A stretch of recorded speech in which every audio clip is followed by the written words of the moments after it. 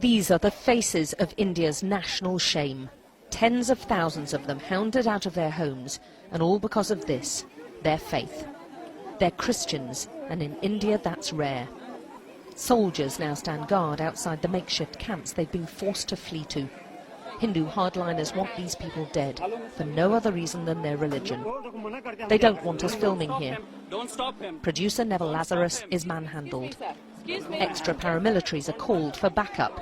They weren't around when the people needed them. The crowd is incensed, urging us to come inside. The area's top official tries to calm them. But these are the same officials the Christians feel failed to protect them. And still they don't feel safe. The camp's been attacked twice. The authorities, they say, just look away.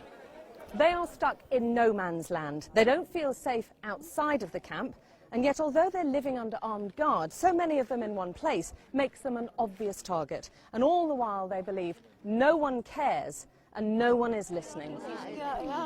We have nowhere to go, they say. Then one woman cries out for help, help from the international community. All our homes have been destroyed, she says, and the government's just not helping us. Please, can someone help? Their stories are shocking.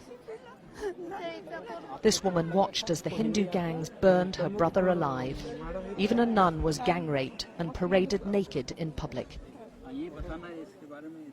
We take Maniyar back to his village for the first time since the attacks, past the church where he used to worship. Hundreds of others have also been destroyed.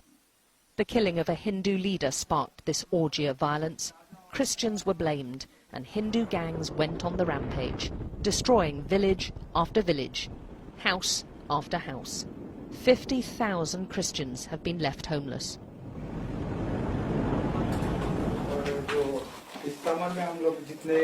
Maniyar's home is barely recognizable, with walls smashed in and every room trashed. Even the family Bible was ruined, and all their belongings were just set on fire. He, his wife and 3 children have nothing left but the clothes they fled in. Those remaining say they were forced to convert to Hinduism, often at the end of a gun, or as this woman tells us, with a knife to her throat. The conversions are continuing. These pictures were filmed by a Hindu cameraman.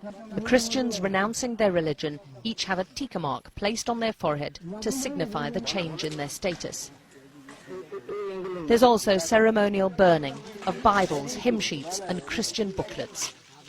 These Christians insist their conversions are all voluntary, but they know now they won't be targeted. Now, if you want to stay safe in Orissa, you fly a saffron flag. It's the Hindu colour, the sign which says you're not Christian, and the mobs will then pass by and not attack.